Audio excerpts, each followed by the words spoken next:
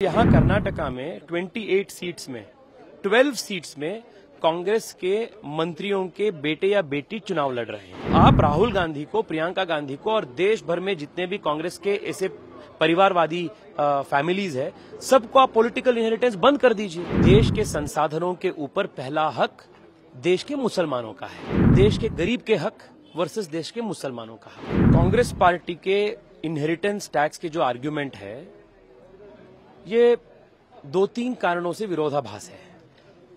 पहला तो, कांग्रेस अगर इनहेरिटेंस के खिलाफ है तो राहुल गांधी को और प्रियंका गांधी को कांग्रेस का इनहेरिटेंस क्यों आ रहा है?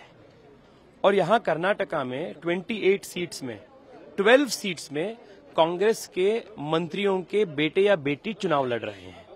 तो आप अपने बेटी बेटियों को पॉलिटिकल इनहेरिटेंस करने के लिए आप तैयार हैं, पर आप देश के गरीब सामान्य लोग, अपने बच्चों को, अपने परिवार को, अपना हार्ड वर्क के कमाई को आप देने के लिए आप बीच में आ रहे हैं। सो अगर आप हर प्रकार के इनहेरिटेंस के खिलाफ है तो आप राहुल गांधी को, प्रियंका गांधी को और देश भर में जितने भी कांग्रेस के ऐसे परिवारवादी फैमिलीज है, सबको आप पॉलिटिकल इनहेरिटेंस बंद कर दीजिए।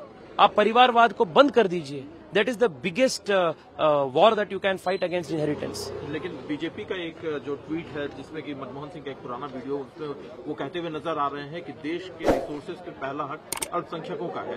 ये वीडियो ट्वीट किया गया है। सर, ये मनमोहन सिंह जी का खुद का बयान है। एक बार नहीं, बार बार मनमोहन सिंह जी ने अलग अलग प्लेटफॉर्म्स में इस बात कहे थे कि देश के संसाधनों के ऊपर पहला हक देश के मुसलमानों का है। और पिछले 10 साल में मोदी जी स्वयं 10 से ज्यादा स्थानों पर देश के संसाधनों के ऊपर का हक देश के गरीब का है, इस शब्द को उन्होंने इस्तेमाल किया है। सो इसमें बहुत बड़ा फर्क है जी, देश के गरीब के हक वर्सेस देश के मुसलमानों का हक। सो बहुत स्पष्ट है कांग्रेस पार्टी के सोच क्या है। कांग्रेस पार्टी जिस रास्ते पे देश को लेकर जाना चाहते हैं, जनता सब जानती है। एक आखिरी सवाल है तेजस्वी जी, आप दूसरी बार बेंगलुरु साउथ से चुनाव लड़ रहे हैं। मोदी सरकार को तीसरे टर्म की उम्मीद है। मैं एक सवाल ये जानना चाहूंगा कि आखिरकार क्या वजह है कि जनता आपको दूसरी बार मौका दे और मोदी सरकार को तीसरी बार मौका दे? देश सुरक्षित रहना है तो मोदी जी वापस आना जरूरी है। देश समृद्ध बनना है तो मोदी जी फिर प्रधानमंत्री बनना अनिवार्य है।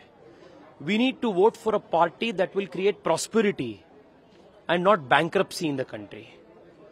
और यहाँ बेंगलुरु में पिछले 5 साल में मैं एमपी बनने के बाद बेंगलुरु को 1,30,000 करोड़ रुपए का इंफ्रास्ट्रक्चर प्रोजेक्ट्स मोदी सरकार ने दिया है।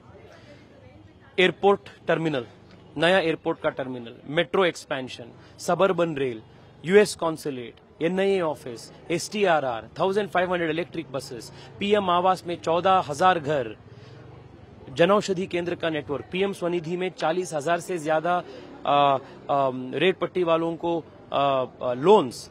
ऐसे गरीब कल्याण से लेकर इंफ्रास्ट्रक्चर तक, एयरपोर्ट से लेकर आयुष्मान भारत तक, इस प्रकार के विकास अनप्रेसिडेंटेड है।